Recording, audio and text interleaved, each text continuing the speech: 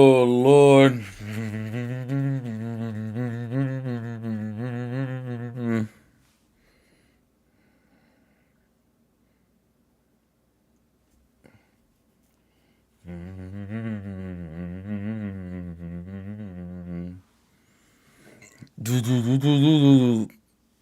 Wait, wait. Hit going. Yeah. And dogs. Hey, what's up, little?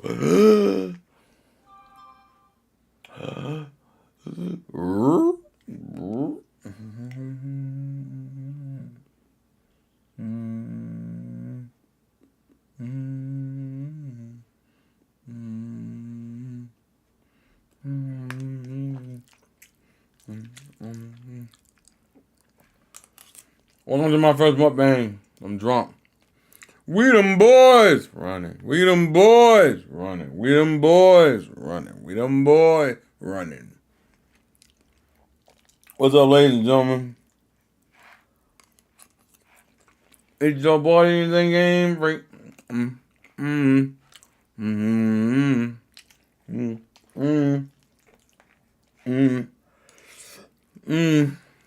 Damn, no chicken this week? No, what? No. What is the assumption I have chicken? Where did this assumption of chicken come from? Hold up. We them boys. Hold up. We making noise. We them boys. Hold up. We making noise. This is spaghetti, by the way.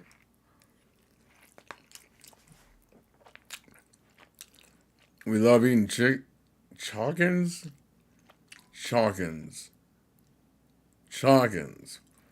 What's up, Boone? What's up, Orion? What's up, we them boys? We them boys. Let's see if we can get not demonetized on this stream, by the way. Because the last one from last week got demonetized.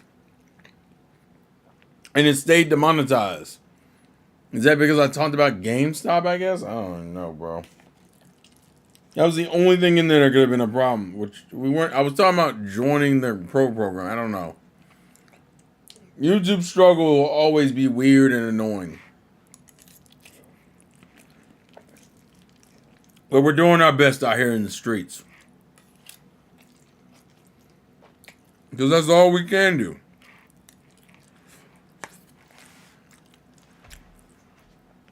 How is everyone this fine evening? Hopefully you are all well. Because your boy's out here. The Insane Game Freak back at it again.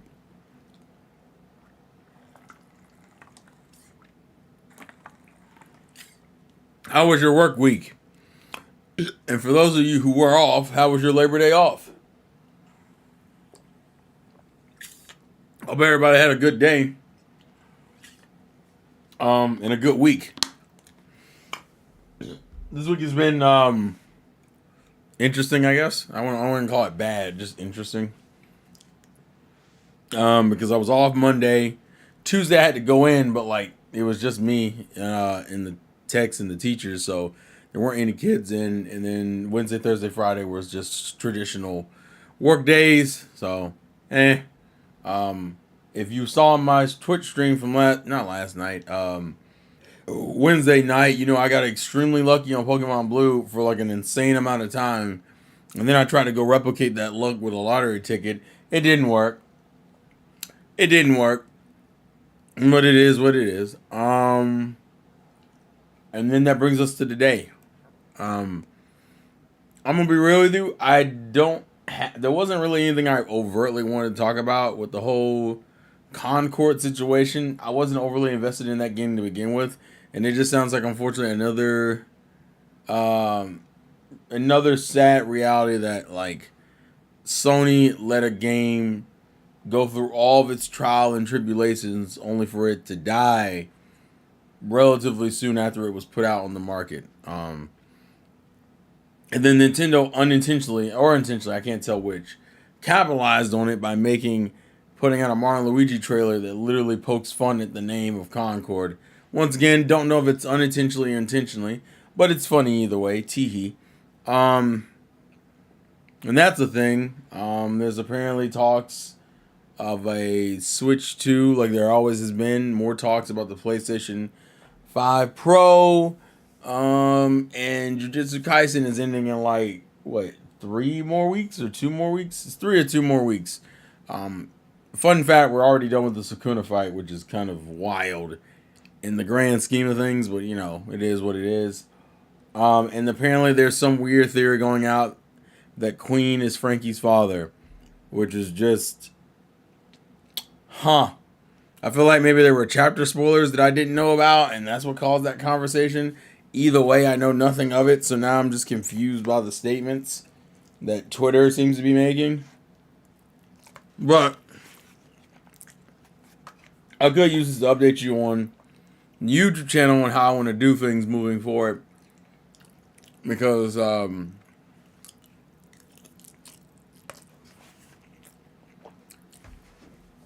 that sounds so disingenuous. How dare you? But, what we could talk about is how the channel's been. Unfortunately, this year's been kind of all over the place in terms of content. You've gotten some footage, streams. You've gotten, I've been as consistent as I wanted to be with like the streams. There's been slow, subtle changes to the backdrop. Now it's not perfect yet, and there are things I still need to do. And I think I've been struggling with a real sense of procrastination, or laziness, or depression. I can't tell which it is. I want to say it's laziness and procrastination. But that's been going on. I've been experimenting with shorts again, which realistically I've just learned that unfortunately shorts for a while, just like old school YouTube, you used to be like a get out of jail free card. Meaning as long as you mention something topical in your content, you could kind of post whatever you want and at least get a couple thousand views. Now, because shorts are just oversaturated like TikTok is, in order to grow, you actually have to make something worth watching. And the viewer can painfully tell when something has effort put into it versus when it's not. Even looking at my channel, looking at the channel currently and in the state of the videos and content I have on there. If I go from popular to least popular, most of my, I'm not going to say my Twitch content doesn't blow up to some degree, but it's not crazy of an explosion.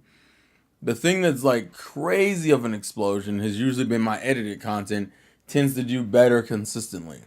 It's not always that, but like if I'm looking at the content that's like edited, I'm not talking about like the Twitch stream clips. I'm talking like general edits. The Sekirei video I did a while back is at over 1,000 views. The Flareon video has been very, very successful. Right now, I think it's my most successful short, being at almost 3,000 views, which I know isn't like amazing, but it's good for me because my shorts, the most my shorts have made is almost 2K view wise. The Aniplex video didn't really blow up the way I wanted it to, but I think that's also because it's based on topic. It's funny to me that even though I do videos on a bunch of different things, the thing that still blows up content-wise is probably still Pokemon. Because it's Pokemon. Like, I'm going to just be real about it. I don't think Pokemon will ever not have that level of popularity. Which I love and I also hate. I love because I'm glad my series, Pokemon, still is something that people care about. At the same time, it also forces you into a position where you feel like you're being pigeonholed by stuff.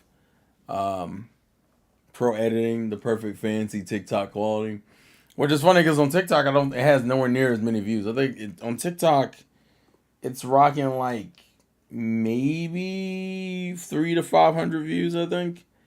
Let me check real quick. Well, I haven't looked at it in a hot minute, but I'm pretty sure it hasn't blown up to that degree. It's doing well. It's doing better than some of my other videos, but you also gotta remember I have way less viewers on TikTok.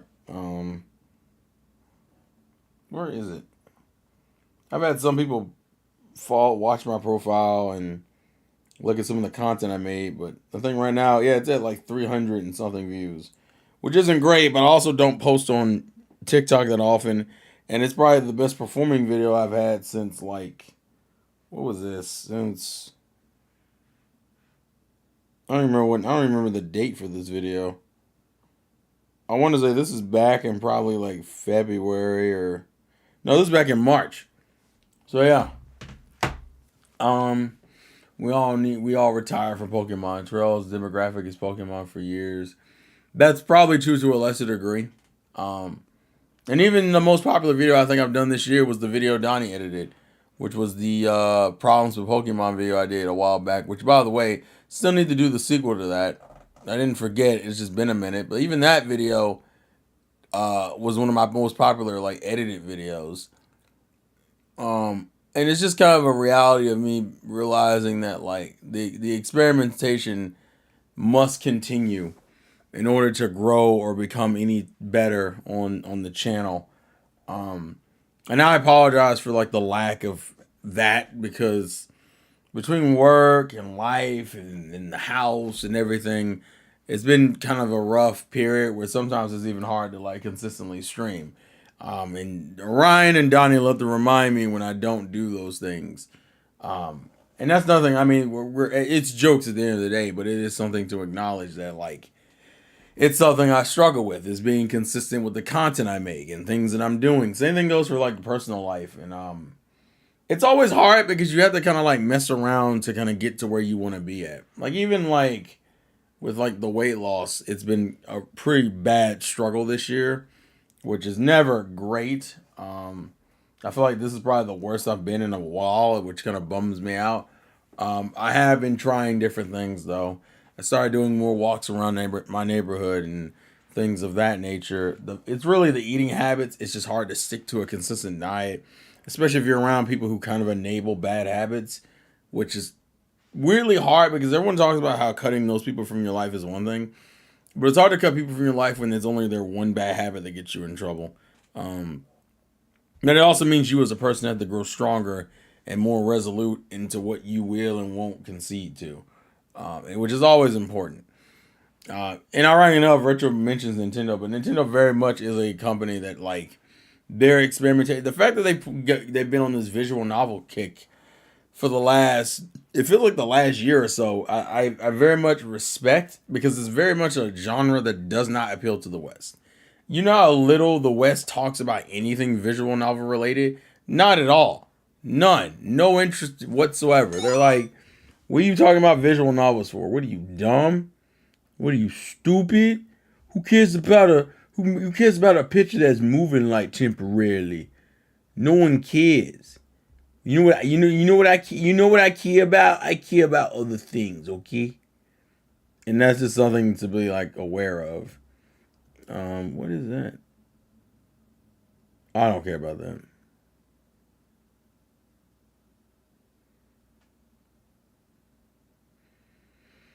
Oh no, I don't care about that. That's something else.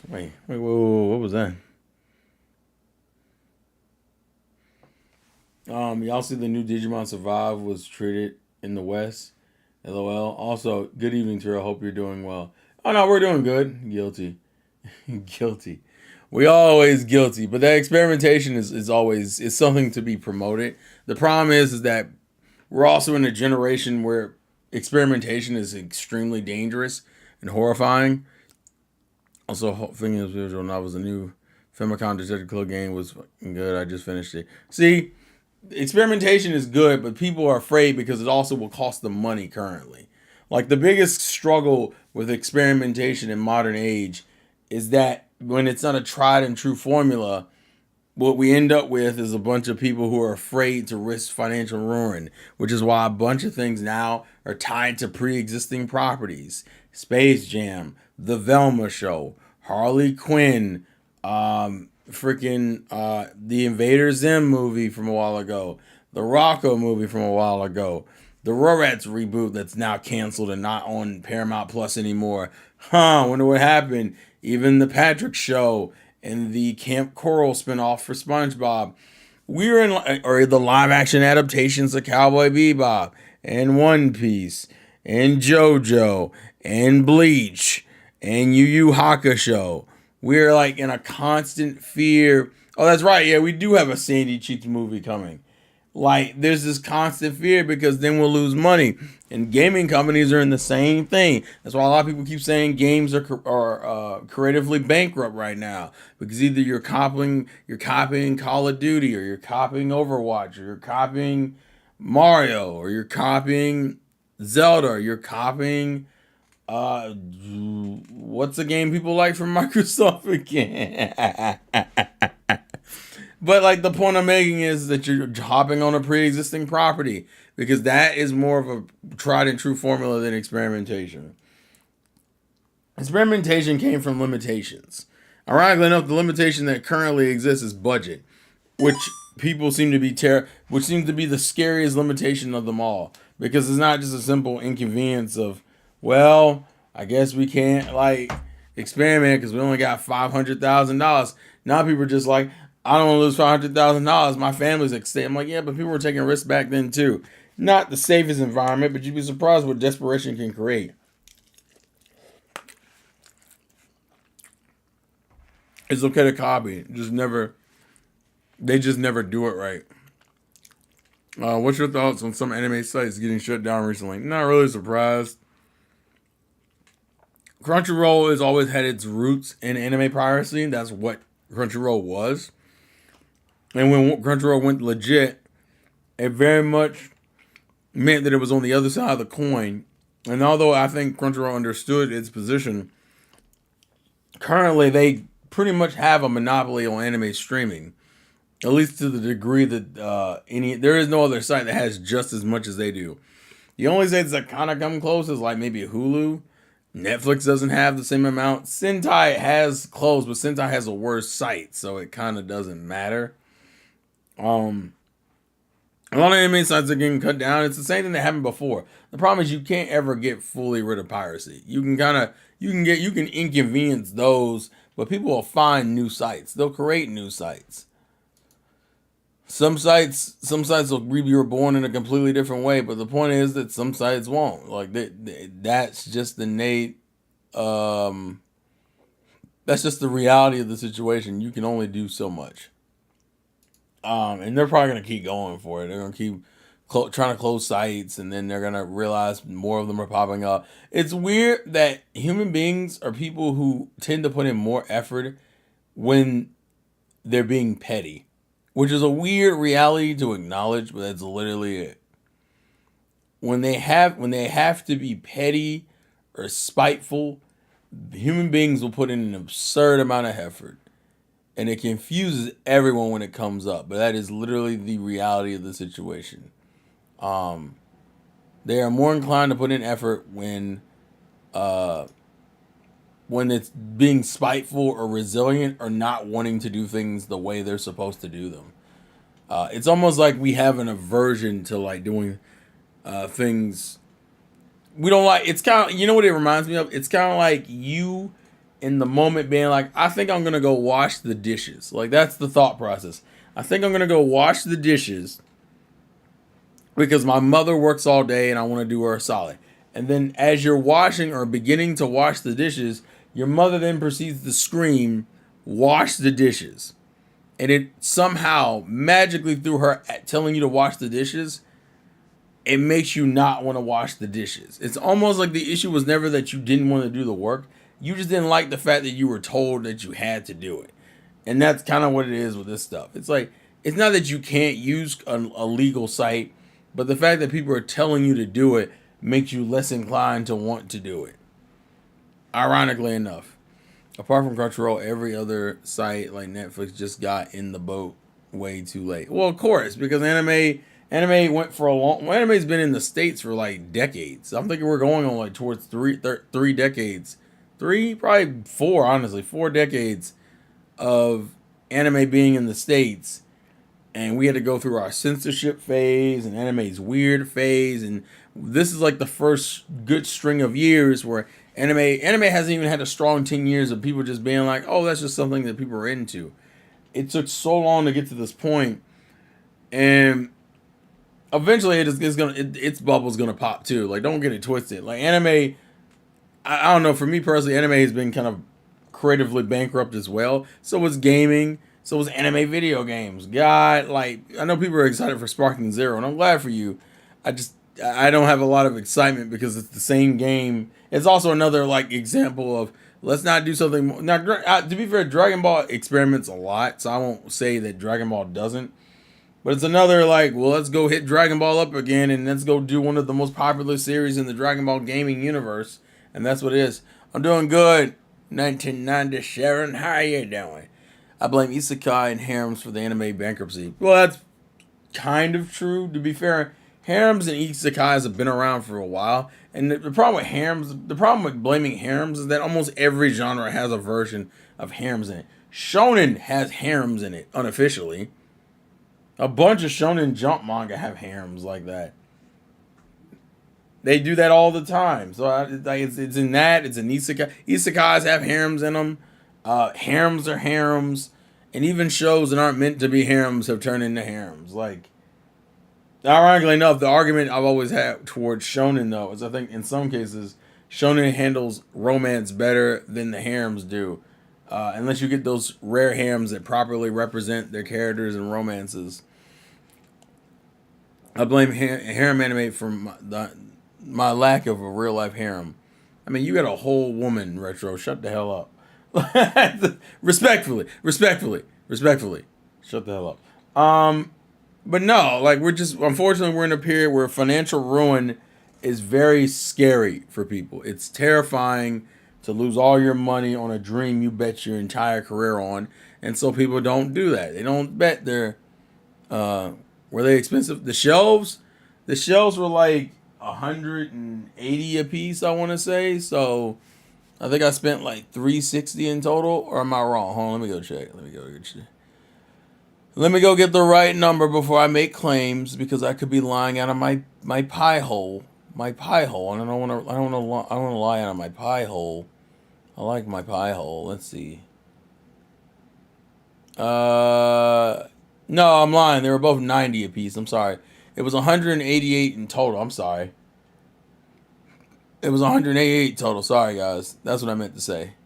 It was 90 a piece, which makes more sense because I don't think I would have spent 360. So, yeah. They're like around 188. Yeah. What the heck is that? No. What the heck is...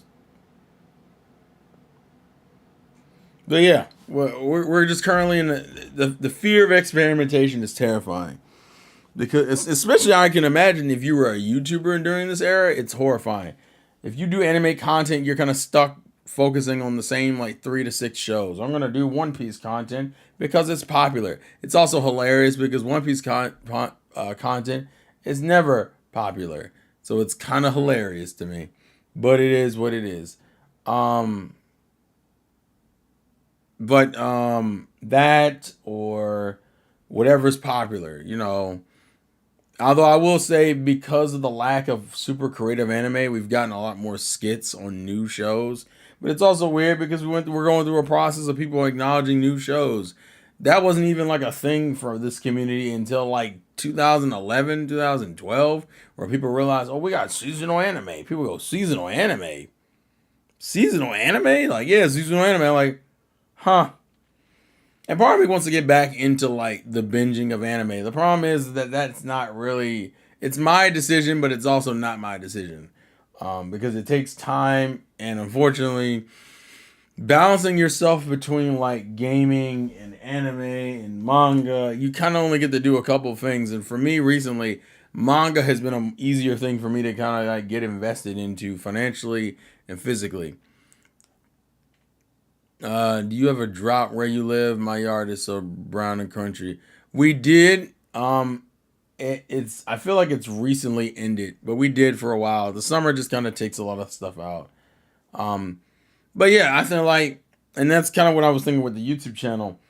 I want to really try to get back into my shorts game, and I really want to get back into doing proper videos. Like one of the first comments, some of the early comments I got on some of my recent videos, the ones I did like a few weeks ago, was, "Oh my God, I'm glad you're making videos again." And I'm just kind of like, yeah, yeah. Because I used to do this all the time. You gotta remember, I've been doing this since I was like 18. So, like, I went through a period where I literally was just doing videos like once or twice a day. Not once or twice a day, probably once or twice a week. I was just posting videos, doing whatever I wanted. I pick up a camcorder, pointing at myself for like 10 minutes because that was the time limit back in the day, and I would just record. I'd be like, hey, I'm just gonna record content and we'll see where it goes. Which worked to a degree, but it didn't necessarily facilitate me getting better, which was a problem. Like I always made incremental upgrades, which kind of bummed me out. Like for the longest time, I was using that camcorder, which had terrible lighting. The fact that I got this light, the light I'm using, I didn't get this light until this year, and I've been doing this since 2009.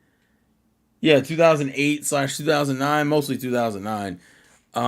Is absurd. It's been 15 years, and it took me 15 years to buy a proper light. Not to say I never experimented with lighting before. I just didn't do a good job at it because I didn't like the idea of having a light shine at me. Still not in love with the light, but you get used to it. Because if I want to make good content or content that you guys enjoy or engage with, that's what I have to do. Feels great waiting 5 years for 10 episodes of One Punch Man. Tiki. More like Zero Punch Man. GG. What's up, Red Dragon? Will you ever watch Pokemon Horizon, or are you done watching the anime entirely? I'm pretty done with the anime personally. I have no interest in Horizons. It's the first Pokemon series I won't be watching. Yeah, I'm not overtly interested. I've heard good things about Horizons. I just don't care. You probably had the same time as you do today, but more energy and passion. Not to say that you don't nowadays, but I can only imagine the burnout after a decade and a half. Yeah, I mean that happens. That's something you, unfortunately, in those situations, burnout is bound to happen, and as a result, the output is changed. But at the end of the day, unlike Tyrone, this isn't really a career for me. The most I think this could ever be is a strong side job. That's kind of what I would. That's the most I probably would ever do to this. But it also requires a level of like constantly looking at social media and trends to do that. I mean, we're all adults and not like adults realistically. Do you ever felt like having several channels tired you more? Kinda, but that was me trying to follow trends and experiment. We went through a period where people were like, "You got to stop doing. You gotta stop doing this variety content." This channel was built on variety. Even though the most popular thing, unfortunately for me, was Pokemon. It was a channel where I was constantly doing different things, but the most popular thing outshined everything else I was doing. And ironically enough, it was a burden and a curse. Pokemon reviews has a level of popularity and fame and respect in the community, but it realistically brought the most negativity to my channel in the form of constant people being mad because I didn't have the episode on here. Um, like like that content. I will never regret doing those best wishes reviews, but conflicting my audience base is what the issue is. Unfortunately, I became a PokeTuber without actually trying to be a PokeTuber. Because the funny thing is, the problem is back in the day, I could make anime community and rants and discussions, and all those videos used to at least get 1,000 views. And for me, at that point, I was happy. But then YouTube changed the algorithm, and my channel became, yeah, I know Scott the Waz. I've seen his videos. Um, I became kicked out of the algorithm, and I started experimenting a lot and jumping in between. I know about Game Explain too, and jumping between different channels. Schizomanic to me was my way of proving to myself that I could still gain an audience that wasn't tied to Pokemon. And then what did I end up doing? I ended up doing episode reviews for Pokemon and various other anime. I don't think it was as bad as it could have been, but it wasn't great. And even with the Flareon video and the problem with Pokemon video, I'm proud of those videos from an editing standpoint, but it does bum me out that like the best that it still all comes from Pokemon, right? Whereas I used to be able to like command a proper audience of without Pokemon as the baseline. But that's because the videos are different. But that's and so now my question to myself is, can I command that same interest in content without it being tied to an IP that's overtly popular? I was a One Piece fan, probably one of the earliest One Piece fans on the platform, and those videos never blew up. There are plenty of anime tubers who make One Piece content who has and still have absurdly better metrics when it comes to that content. And so the question then becomes, do I still want to do the variety stuff, or do I want to try to buckle down and focus a channel? But at this point in doing this, I feel like for me, there's no being locked into one particular thing sucks. I think the idea is just to make good content no matter what I do. That's the idea here. What did I miss? Do you ever feel like Tyrone is the only exception for doing any poke stuff for over a decade, which is that's dedication. Yeah, the conflicting audiences will always struggle. Even with the same niche, it's difficult to divorce the audience. I often want to discuss Pokemon games or manga, but it flops since it's not the anime. And with the anime, I feel forced to milk Ash to death. Which, you should never be in that position. Do I still buy Pokemon merchandise? And not not really. I've never been a merchandise kind of guy, at least not with Pokemon. Hey, Navy, it makes you feel any better. Your variety content is what makes me. I hate when it cuts off. Me discover Pokemon and Skit Dance, so thanks for it. Oh no, I don't regret any of those old videos I did. It's just the pull is harder now. So of course you getting less views than when you did like 5 or 7 years ago. Of course takes a hit on you like mentally. You're like, dang, I can't even get back the 1,000 views a video. I would have been at least happy if I could do that. But that's because the standards for a good video have changed. I think that's probably what killed a lot of bigger YouTubers like Boogie and Wings. They thought they could do the same content for years and there would not be a drop off. And I wasn't even getting as much views as those guys were back in the day. And that's something to acknowledge. To be fair, do you really want to talk about Anti-Poke considering new gen fans are pretty suspect? I'm going to say suspect because I already know how this is going to go. It's best to let your viewers know when you plan to explore new avenues. Well, the problem is when I don't want to be that guy who constantly just talks about doing changes and then doesn't actually do any changes. That's why I was glad the Pokemon video did well. That's why I was glad the Flareon video did well. I'm always happy to see those videos do well because it tells me at least that people are willing to watch if the content is good. The question is to make the content good. And I think the issue is they make it content good across the board. Also, getting better at things like Photoshop and things like Twitch, which has always been kind of a conversation I've had with Tyrone. And Tyrone will tell you, I've talked about it before. I think Tyrone very much struggles in trying to play the social media game, which is why I think, to me, the only content you're getting from Tyrone that actually gets a lot of views is probably Twitch. And even that isn't like amazing, but it's just the best he does because he doesn't put an insane amount of stuff on YouTube anymore. And then Twitter's Twitter. He does fine on Twitter, but yeah. Let's see. I want pizza right now. What pizza place should I order from? Realistically, you should try Experiment and make your own pizza. I like Papa John's pizza though. I've been eating a lot more Domino's recently because Domino's food has gotten better to me. But yeah, just talking about that, there's so much to modern social media, and so either you pick a niche or you're willing to play the game.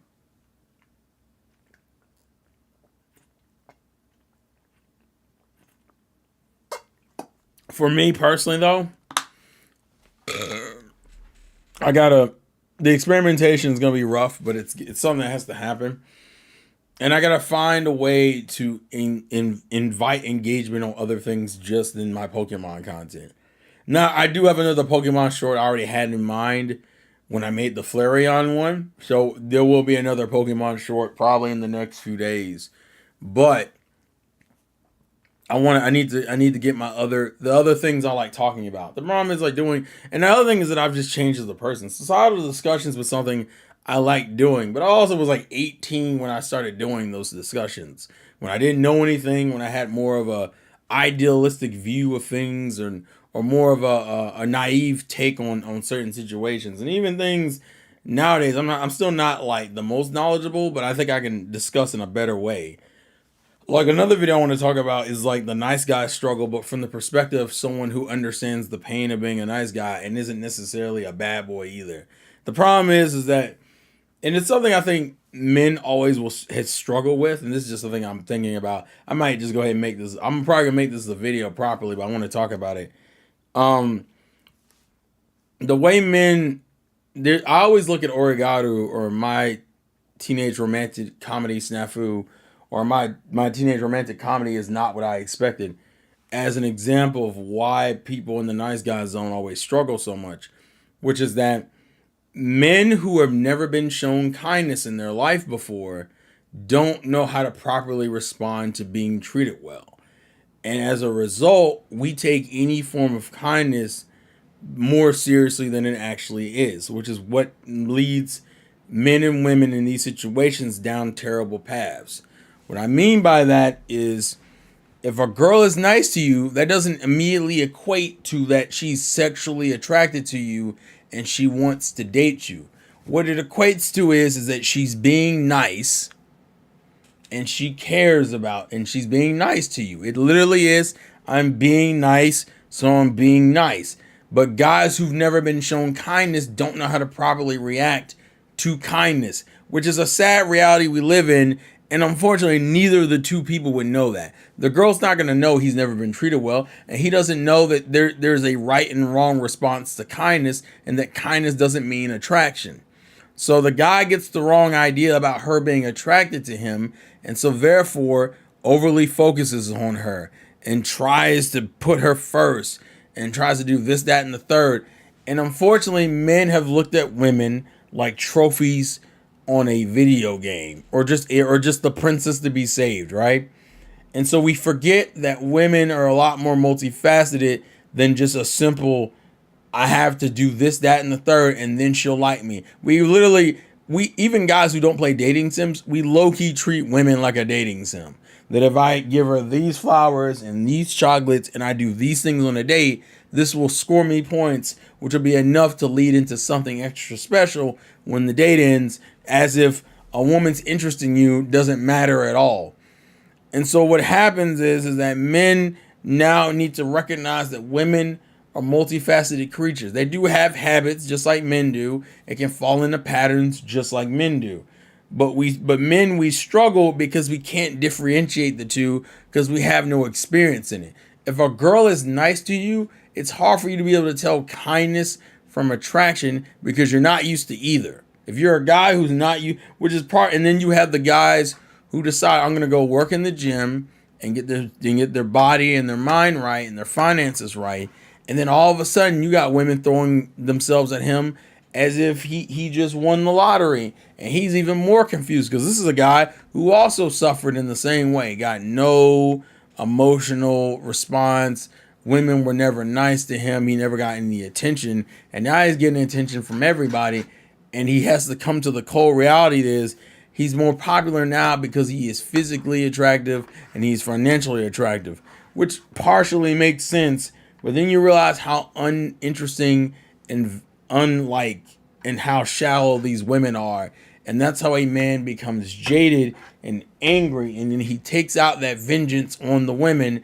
And so the women get either emotionally abused or sexually abused or just damaged through those relationships because he's just running through chicks because he feels some type of way. And then that woman gets on social media and talks about how all men are trash, which then get men dejected and depressed. And then people wonder why they ended up floating into the red pill community.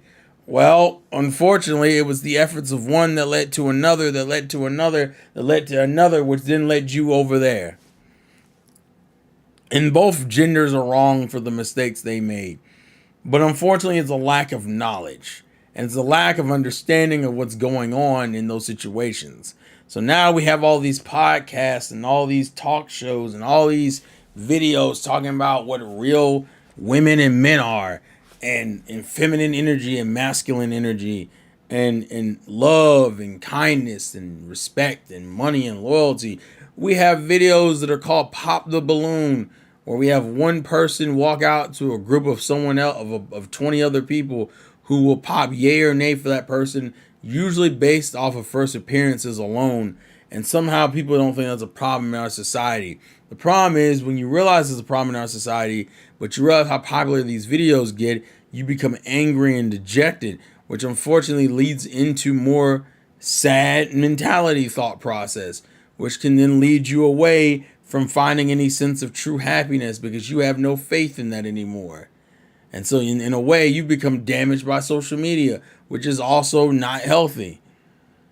So after 15 plus years on YouTube, what's the things you've discovered that one person should not do or dare not to experiment, try? What's worth it and what's not? I'll give you, sure. Try to stay in the same thought process.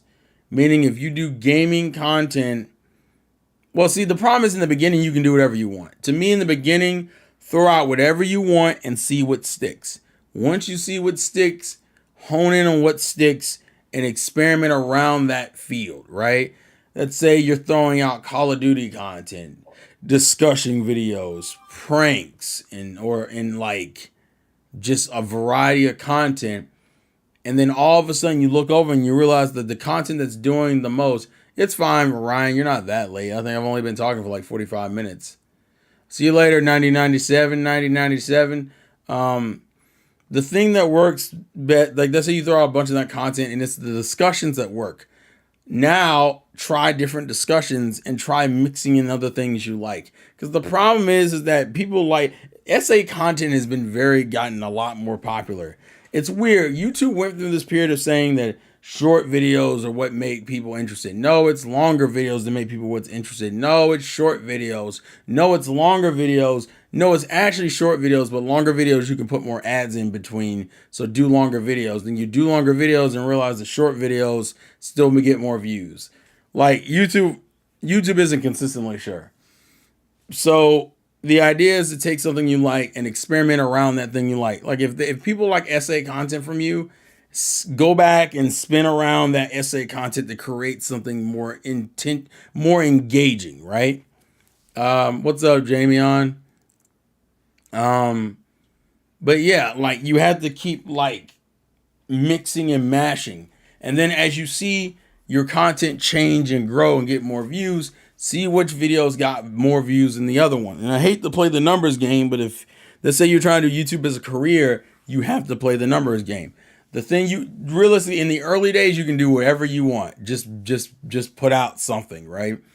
When you get more established is when you have to be a lot more pickier about what you put out and what you keep in and how to make something that you can like, but also something that is engaging people. The biggest problem is that people get caught in a thing like Minecraft YouTubers.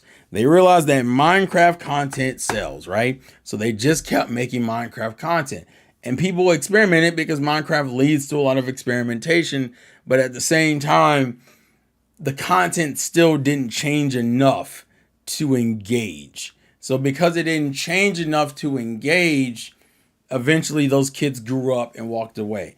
And the sad realization I came to is that YouTube is based primarily on children. For you to get views and get the attention that you want, you have to appeal to children to a degree, because adults do not watch YouTube nowhere near as much as children. So if you're trying to get 6,000, 7,000, 8,000, 12,000, 20,000 views on a video, it's got to have some appeal to children to some degree, or something that appeals to teenagers and young adults. And the problem is, it was easier for us back in the day to make that kind of content because we ourselves were children and young adults. I was 18. Some people were 16, 15, 14, early 20s, 20, 21, 22. You can connect to an audience that you are a part of. But as you get older, you become a 30-year-old, or you become a 40-year-old, or you get a car, or you get a house, or or you get a girlfriend or a husband and a wife or a son and a daughter, the disconnect becomes wider and wider, and you lose your audience because your audience either A, cannot relate to you anymore, or B, have just outgrown the content that you make. So for some people, they create a revolving door. Like they make content for one demographic, and as one demographic ages out of that content, the new kids come in there and they just keep the door rotating. That's what people, I think that's what some people wanted to do with their content. The problem is you can't dictate how that works because sometimes that just does not work out for you. So it's always good to like throw in experimentation with videos that work and then push that experimentation further to see if you get something. But you have to be willing to experiment, and some people are afraid to because once again, messing with the established formula is scary and dangerous for people. And that's where it becomes a problem. Never pedestalize a woman. True. Maintain frame, y'all. He remembers. And they keep getting damaged, sadly. Both men and women should leave a relationship better than what they were entering it. It means the relationship made them better as a person, not ruin it. Gotcha. Thanks for the advice, much appreciated. No one wants to rock the boat. Well, of course, because rocking the boat can lead to financial and mental ruin. Money, they always say money, more problems. But at the end of the day, you broke is a lot more damaging physically, mentally, socially. It's just a problem.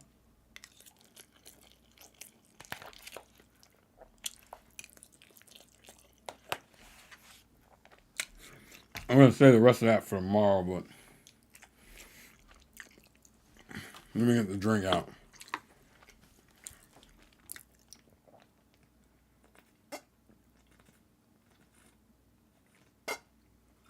Yeah, I'm challenged. We're talking about experimentation, but we're also talking about like different things in society.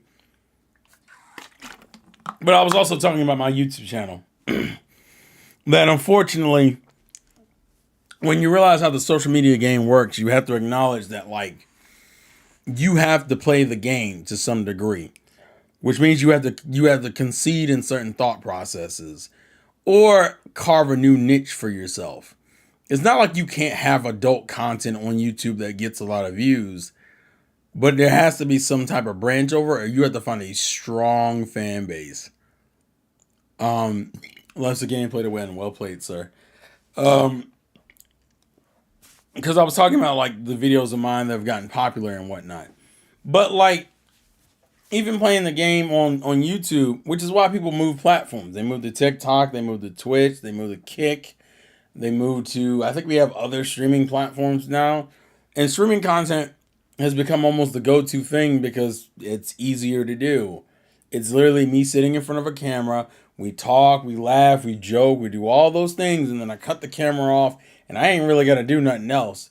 The video will post once it's finished, and it's already monetized, and the money comes if the video gets views. But at the same time, you're fighting against a sea of streamers, whether they're streaming on YouTube or Twitch or TikTok or Instagram. You're fighting against somebody, and you have to appeal to a demographic. And the kicker is, if you're a demographic you're appealing to is the same demographic as like 1,000 other people, you really got to make the argument of what are you really doing that justifies me watching you specifically? What about your content is so different? And to me, watching the views on the Flareon video or the problem with Pokemon video is editing is going to have to cover your mistakes. Like I said, people like Boogie and Wings, who literally did the most low-brow content, very much survived off of them being the first ones to do certain things. Wings of Redemption was the first one that had one of the first people to have a capture card, and he built a fan base, and that fan base stuck with him even if his content didn't change much. And then he tried to become a news tuber and didn't care. And then he just wanted to talk about his life because he changed so much. And then he got depressed, and then he got fat or fatter, and then he became more depressed. Boogie went through a period of true experimentation. He took his weight and his appearance and made different characters, different scenarios, different situations, and Francis being his most popular character.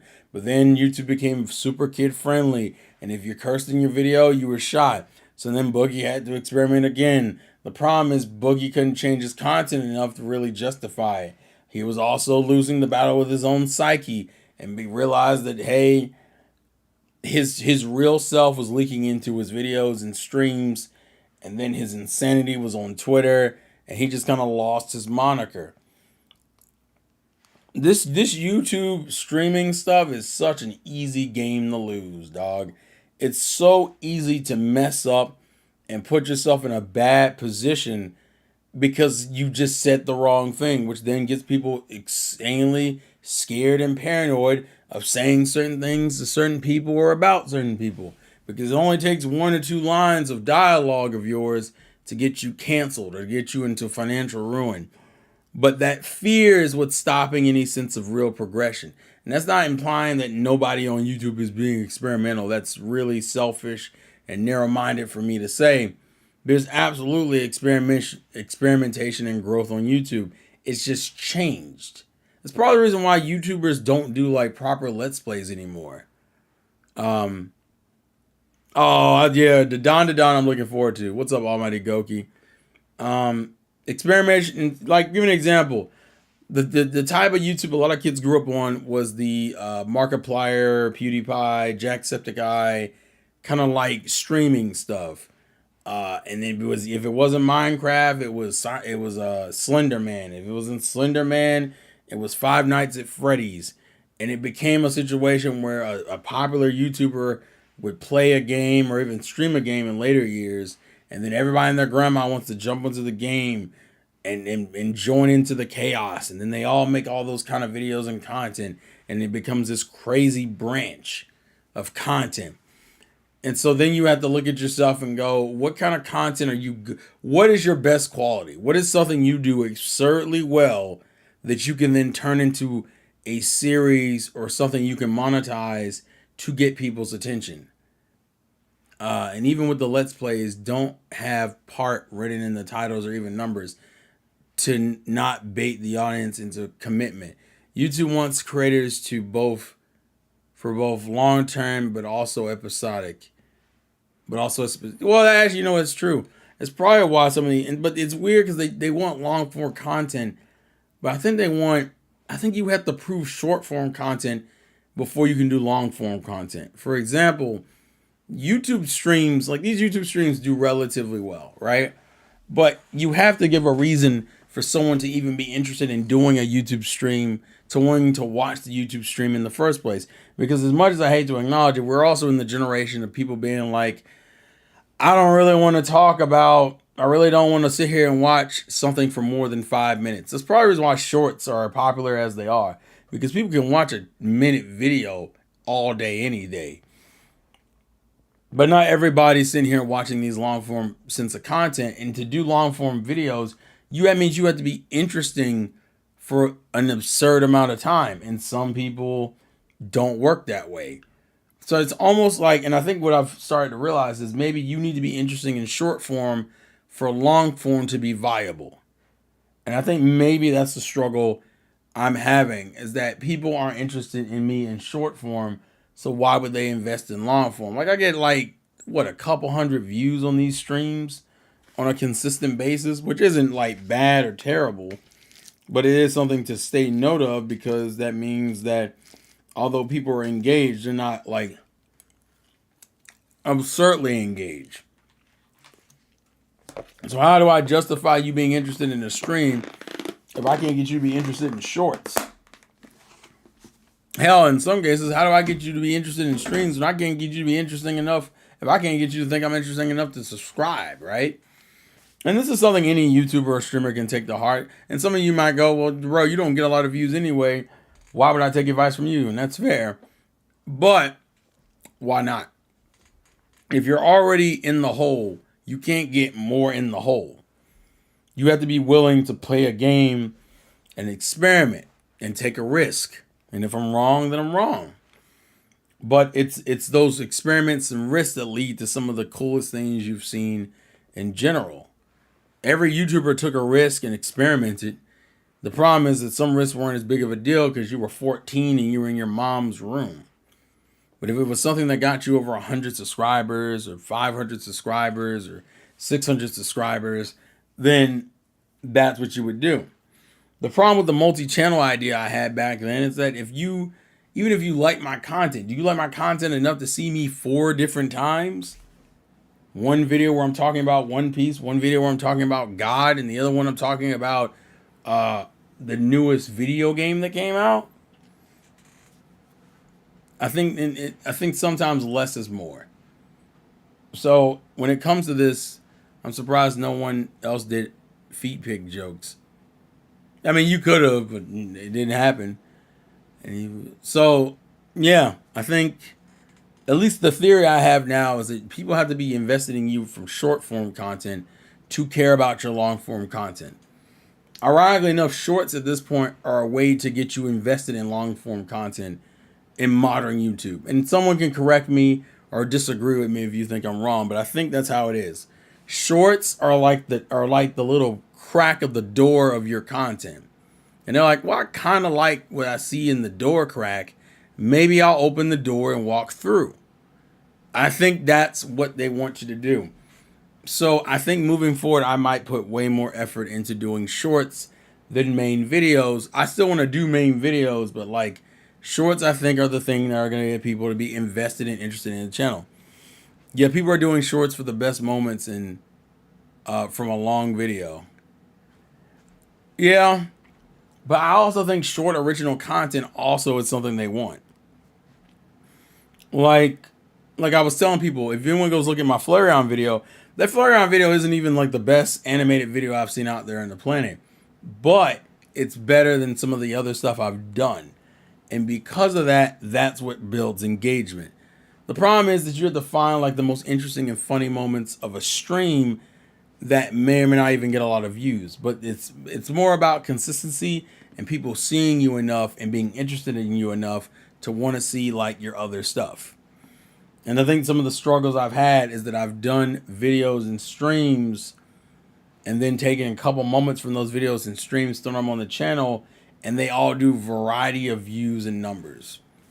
Some of them work better than others, and you won't know until you throw them out.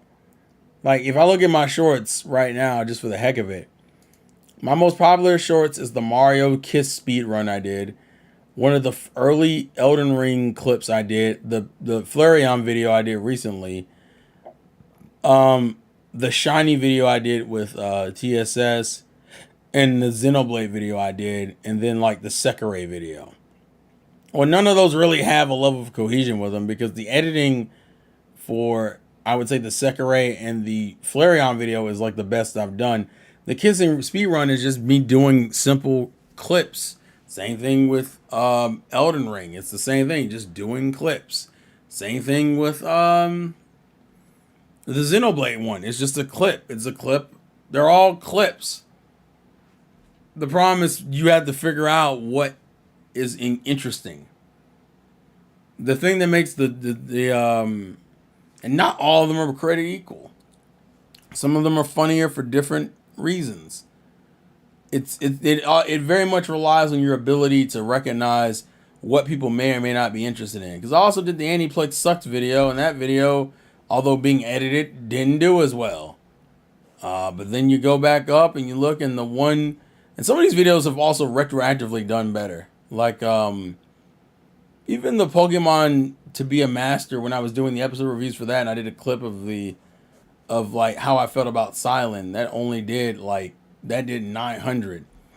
But then the video of me reacting to the health bar situation for Tears of the Kingdom when you fight Ganon did over 1,000. And then you go up and the Flareon video did like almost 3K. It's at like 2,800 views. So like you're constantly playing this game of throwing things. And that's what I mean. You're just throwing things.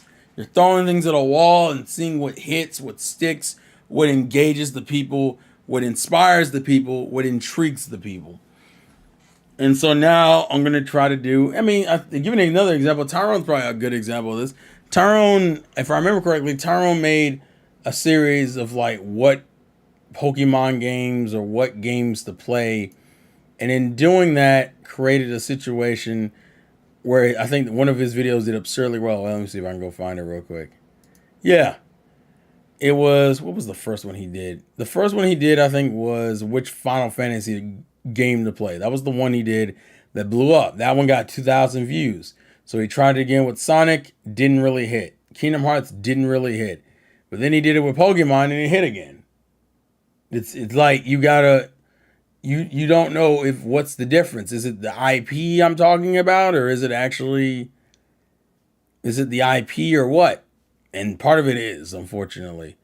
So now you know that Tyrone had a string of shorts of which insert game here to play. So he did what Final Fantasy game to play, what Sonic game to play, what Kingdom Hearts game to play, what Pokemon game to play. And the only two videos that kind of shot up were the Final Fantasy game and the Pokemon game. So it like, it's the same format. The first one did well. Final Fantasy got 2,000. Pokemon got over 2,000. But Kingdom Hearts and Sonic didn't catch the same way. And then the question goes, what was the difference? Well, now you got to figure out what does the Pokemon and the Final Fantasy game thing have in common? Because you can't tell me Kingdom Hearts isn't popular. You can't tell me Sonic isn't popular. And then you have to figure out, well, it's obviously not the series. Is it the time I released the video? Is it the promotion for the video? And it could be all those things. But then the question is, well, how can I do this content and then make it more interesting and engaging other than just going, let's pick a franchise and then just quickly describe each of the games? Or were the jokes not good? This is a hard job if we're gonna be real with it. Like, people want to pretend like being a streamer is easy. It's only easy once you make it. It's easy once you make it and have a strong fan base, because then you just have to entertain that strong fan base. But getting your foot in the door and really telling people this is the content I make, this is how I'm interesting, this is how I can grab your attention, doing that is hard. And figuring how that works is hard. But if you can do it, you can become absurdly popular. For me, I got to figure out how to make me talking about life and humanity and people in shorts interesting. The Pokemon Flareon video proved to me I can do it with Pokemon, and I'm going to try it again later this weekend with another video to see if I can do it again. If I can do it again, that tells me it's not. Let's see if I can do it with just normal content. But then the problem is when you take out the IP you were talking about, time really can change the success of an upload. If the Sonic short was uploaded around Sonic 3 bring out, then it would have probably do better than, because more people were looking up Sonic. That's true. That's the issue. When your video has something tied to something else, then it works better. Now with Pokemon's one of those few evergreen things that people are always interested in. When he did the Final Fantasy video, I'm trying to think. The Final Fantasy video came out when? It's gonna play when I do this, but I'm gonna do it anyway. I don't think it gives me. This video was from a year ago. Description. This was August 23rd, 2023.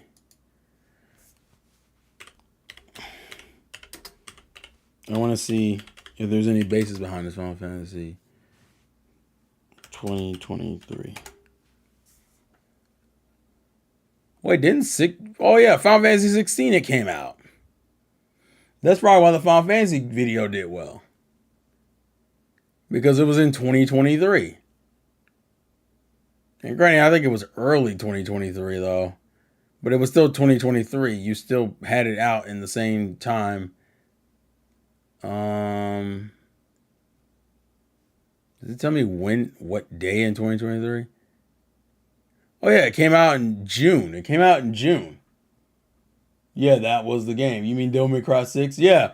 But that's the interesting part. Sorry, KG. I'm talking about just like I'm using Tyrone as the example, but I'm talking about like experimentation when it comes to YouTube and video content creation. That that experimentation and watching for trends is important. Like a lot of My Hero content probably blew up because the manga is currently ending. Same thing if you did Jujutsu Kaisen content right now. But you can't just, but the problem is, can you do, and it's something, and it's a theory I've come up with, KG, what I was talking about too, is that I think nowadays shorts have become the peak into your content. And if people don't care for your shorts, then they're not going to just watch your YouTube videos. So you have to figure out a way to make your shorts interesting and to make them frequent enough to where people are like, oh, I know KG, or I know Tyrone, or I know Terrell. You know what? I think it's about time I finally click on that channel and see what's going on in there. And then that's what gives them the gateway to your channel. I feel like that's how modern YouTube works now. That shorts are the gateway to your YouTube channel. It irks me that it took me as long as it did to come to that conclusion. But that's what I mean. And then Kuro was also asking me about like an example of like what to do and not to do. And like I always say is that early, if you're starting YouTube in 2024, do whatever you want. Early on, do whatever you want. Do whatever you want. I know YouTube channels now that don't get a lot of views. This is a YouTube channel. I'm low key putting him on blast, but not really though, because it's not really mean, but it is something. I'm being honest here. There's a YouTube channel called that I kind of follow. It's called, what is it called? Yeah, my freaking, and look, someone else just liked the Flareon video on TikTok. And video game idea guy. If I got the YouTube channel right, I may not have. Hold on. I'm looking for the channel I was talking about. I get tons of ideas for shorts, so I'm gonna bust out that 30s and start Flipnote again. That's something viable. Where is this channel at? I'm subscribed to him, but you know, YouTube doesn't care if you're subscribed to someone. Where is he? Oh, the game idea guy, right?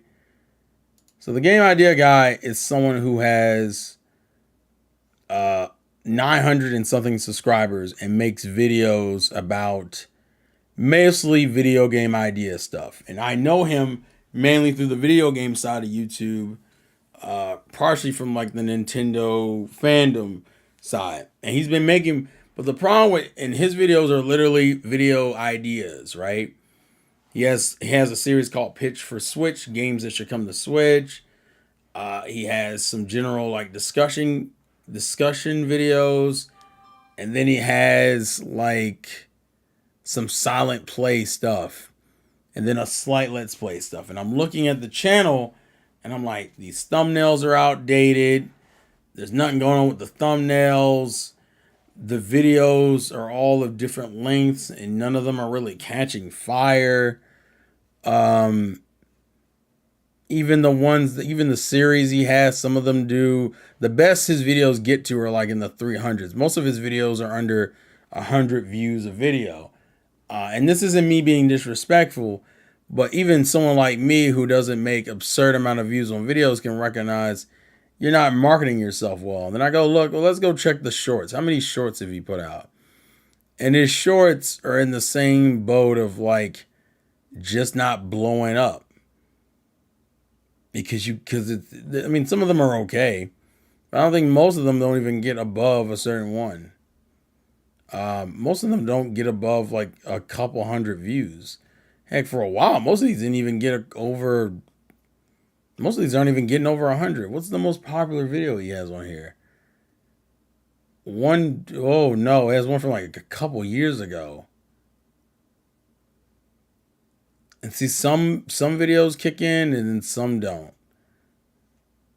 And the point is, how do you get that to translate to video views? That will always be the struggle. It's an issue where you got to understand how varied your content is. When you become too varied, You essentially lose control of what you want viewers to see you as. Absolutely, which is, I think has probably been my biggest struggle out of like even out of our group. Like KG, you're very focused on Pokemon. Tyrone is very focused on primarily Pokemon and like Yu-Gi-Oh slash Dragon Ball. I think on YouTube he's mainly Dragon Ball and Pokemon. And because of that, it means your channel is very easy to market. All you got to do is push those two things and you're Gucci. For me, I've gone from chapter reviews to anime reviews to game reviews to skits to discussions to live streaming to long plays. My video is such a mess of content, which is why I was trying to hone it down to like to something. And as a result, that's why some videos tend to get more views than others. Or you just lose everybody because they're like, well, you're not making X content enough. And so the question then becomes, how do you become better at presenting yourself in a way that engages multiple people? And the answer is a resounding experiment. If you're already not getting views, you can't lose anything. You can't lose anything. Like that's just the reality of it is. And that's something I got to keep in mind when I do this, when I do my stuff. Even if this isn't really meant to be a job for me, it is still like, I still want to do well. Like, for example, that Flareon video by itself not only is going near 3,000 views, but also I gained 4 more subscribers off of that Flareon video. So it's not like that video hasn't proven its worth. The question is that all I want to be? Do I want to be locked back into being Pokemon related? And if I do want to do Pokemon content, cool, but that can't be the only thing. That can't be my only video that does like well, okay? These streams are another thing that does relatively well. Not amazing by any means, but they're another form of content that engages people and people have some level of interest in. Let me go back to the chat real quick. What's up, Gavin? We're just talking about YouTube life experimentation. It's important that you have one thing that viewers can still identify you as while still being able to do what you want to do. It's a struggle, but that's why those who are new creators need to notice it. Absolutely. Absolutely. You gotta lock that down. Yes, the $1 million question. Yeah, exactly. You gotta lock that down. That's why I'm more critical of those who talk about wanting to do this as a job, because if you don't recognize this and aren't willing, the same thing about cross promotion. You can't just do one platform. Unless you've locked that platform down absurdly well, do not just do one platform. Push your content on multiple platforms and see where it hits the hardest. If it hits harder on YouTube, put an emphasis on YouTube. If it hits harder on TikTok, put an emphasis on TikTok. There are certain things that work better on there than others. YouTube, I can get over 1,000 views on a random short. On TikTok, sometimes the long form content when I'm rambling gets more engagement. So then you essentially have 2 different avenues of video content. And then you also have a bigger pool of content to post to each site. There are some videos that do so well on TikTok, it's like, we might as well post it on YouTube and see how they do. And even if they don't do as well, you know that TikTok prefers that content than YouTube does. Even though they're still like shorts on YouTube and TikToks are kind of in the same realm, they don't necessarily appeal to the exact same person. Like even now, the fact that you can post literally an hour content on YouTube. I mean, on TikTok. Yeah. Like Gavin's a good example of this. Gavin, I hope he doesn't take offense to this. Gavin does not get a lot of views on YouTube. I don't think Gavin's ever gotten a lot of views on YouTube. But Gavin did absurdly well on TikTok. I remember who was I talking to? I think I was talking to Z, and I was like, man, Gavin's blowing up on TikTok. And someone was like, really? Like, yeah, man, Gavin's doing absurdly well on TikTok. But you never did that well on YouTube. And that's the important thing. Some people's style works literally better on other platforms. And then to me, that's the platform you should be focusing on, building your brand.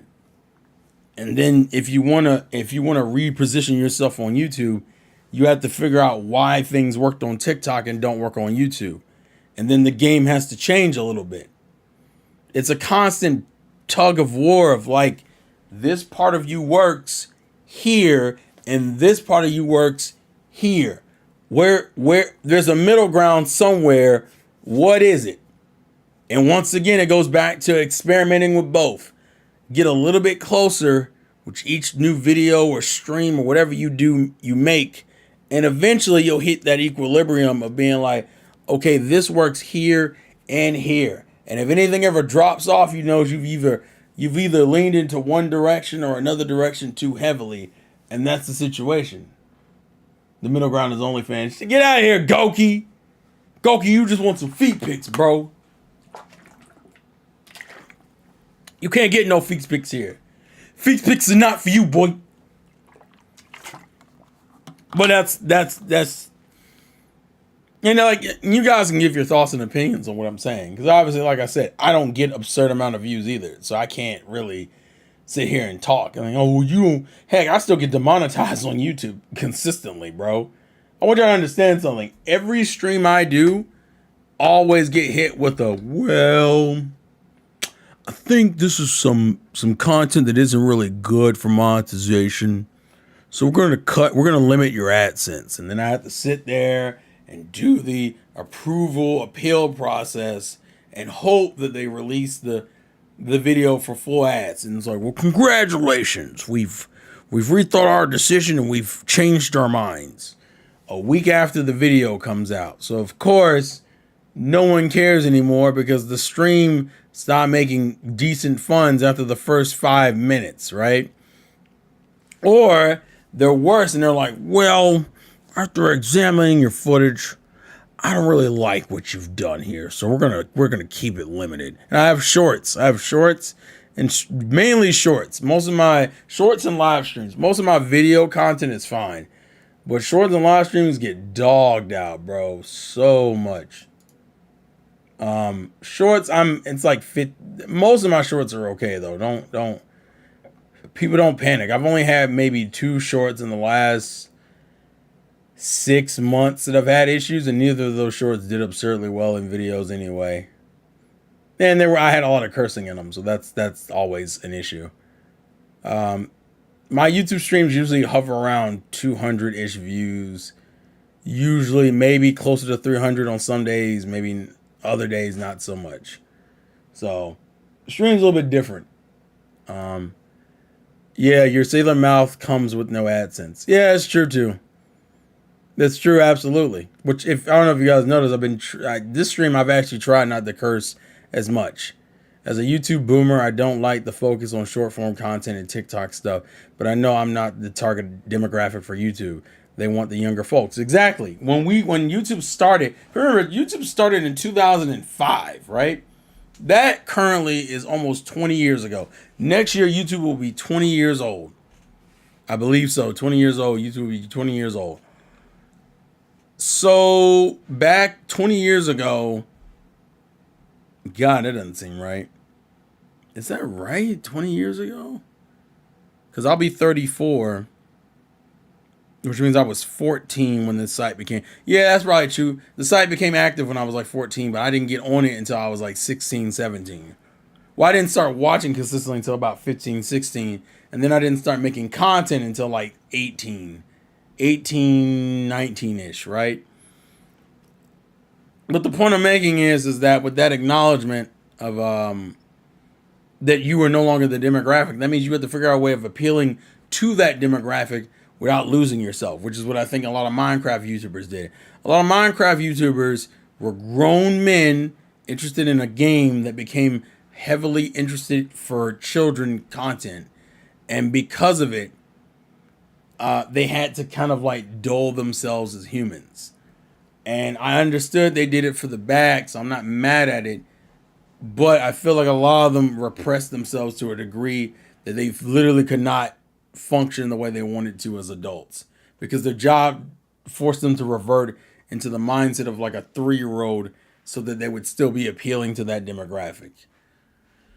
Bro, we're watching dudes in their rooms rant or review manga chapters with bad lighting, audio quality, but we still thought it was great and still have a soft spot for that stuff. Of course we do. It's nostalgia. Nostalgia's always been that problem. Now even the younger YouTubers have all this editing in some form of it, and some of them got expensive mics. Of course. February 15th, good God. Happy birthday, YouTube. 20 years ago next year. Oh my God. Oh my God. Oh my God. Oh. But it, but it is something to take note of. It's something to be aware of. That, like, how do you appeal to a demographic that no longer is a part, that you're a part of? Like, that's something which you got to do, which I think is the struggle. A lot of younger YouTubers, if you get on this YouTube site stuff at 20 or 19 or 18, it is way easier to make content for people who like you. But if you get on this YouTube stuff at the age of 30 or 40, you are at a huge disadvantage because you now have to keep up with things you never even cared about, which is just a sad reality of the life we live. The other thing about YouTube and like media in general is you have to know when to cut it and when to keep it, right? You got to know when you make the content and when to like keep it short or long. I realize now the shorts are the way to go, but now it gets back into the, can I get back into the bag and start thinking of ideas that work for shorts? And can I do it with other things and other than just popular IPs? Pokemon is one of those things you can always make content about. Minecraft is also something you could also make content about. Although Minecraft, unfortunately, doesn't have the same longevity on the YouTube space as Pokemon does. Pokemon has its problems, but Pokemon has stayed popular in general in media for the longest time. Minecraft is more popular. It's popular within reason, but it's not really popular in the way that it used to. Or at least not the boom, especially with the oversaturation. Oversaturation will get you screwed. Pokemon has so much content and you can kind of have multiple channels doing multiple things in Pokemon. The problem with me is that I always made videos when I was inspired by something. The reason why the Flareon video came about was because I was replaying Blue and I realized that Flareon's actually a really good mine. Why do people hate it so much? And so I made a video about it. That's how it works. And the Magmar video will be based on the same reason, because I was playing Blue and I realized that Magmar is probably the worst fire type in Gen 1. See, I can talk about that here and it not mean anything, but then I can make a short about it and it gets thousands of views. Because if I'm right, it will get thousands of views. Retro, I figured you heard that because you said it. You don't say what you say if you didn't hear what I said. I feel like that was like a weird version of Sam I Am. I have no thought process for that. But yeah, that's just something to keep in mind when talking about this kind of stuff. But yeah, short attention span is at its peak at the moment, of course. And to be fair, I think you could have put out long form content during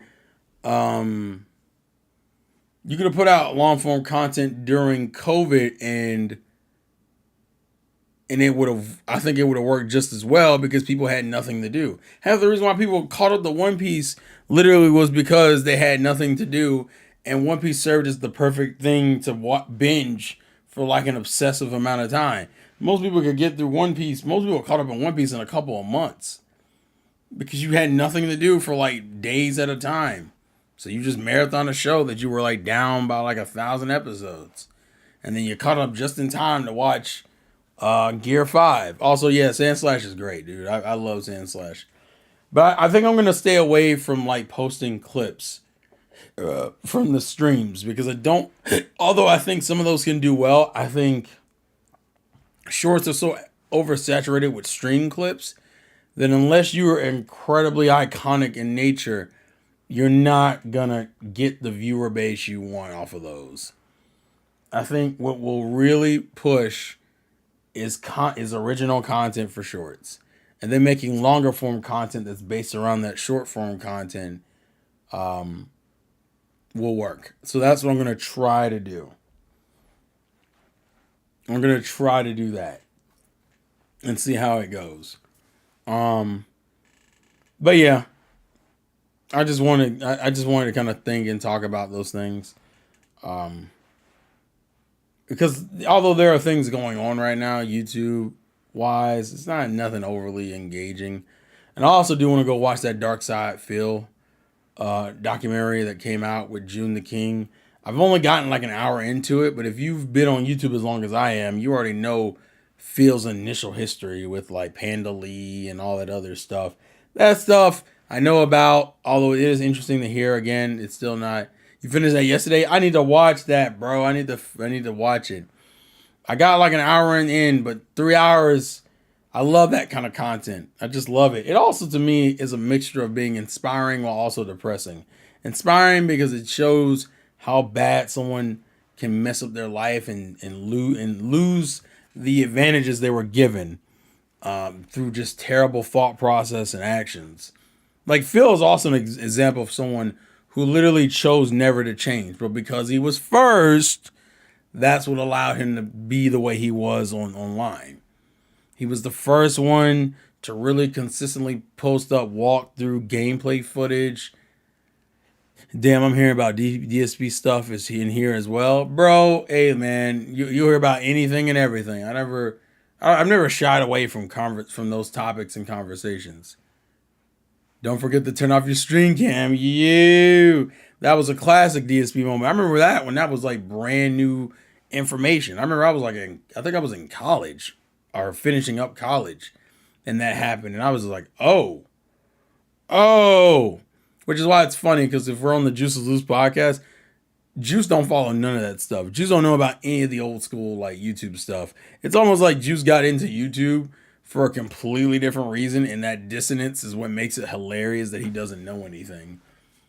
Some of us who know about like DSP, Wings of Redemption, even some of the allegations with other old school YouTubers, we know this because we've been on the site so long.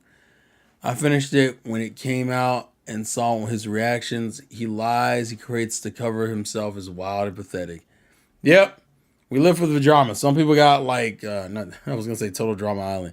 Some people got like Real Housewives of Atlanta. I have old school YouTube drama. What is that going off? Nothing. Not a gosh darn thing. Although people apparently are still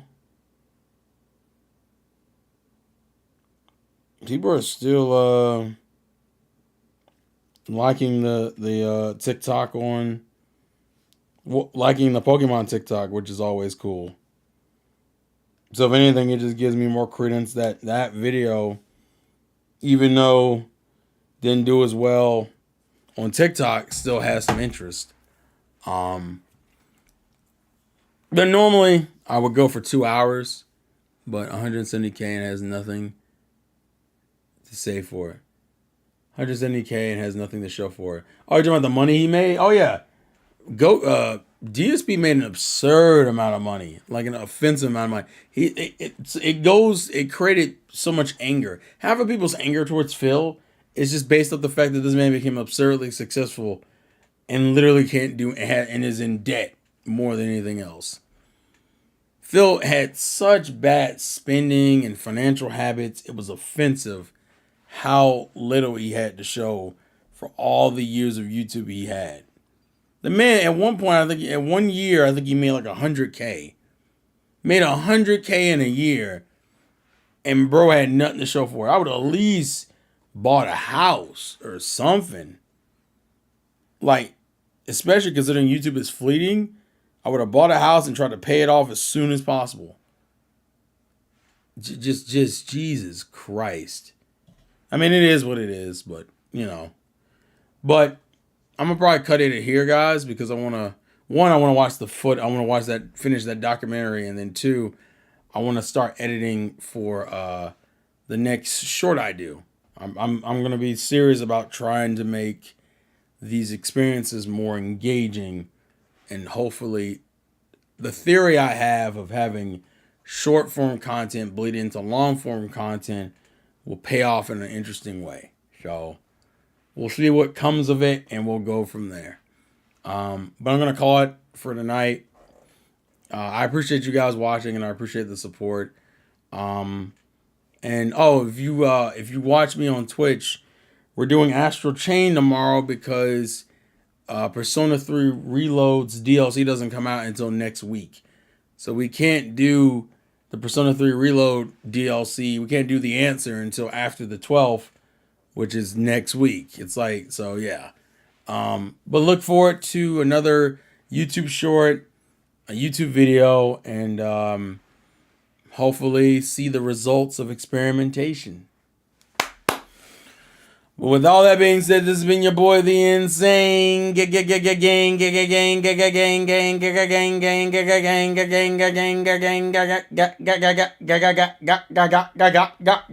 gang, gang, gang freak. And I will see you all later. Life's a game, play to win. Now I got you guys later.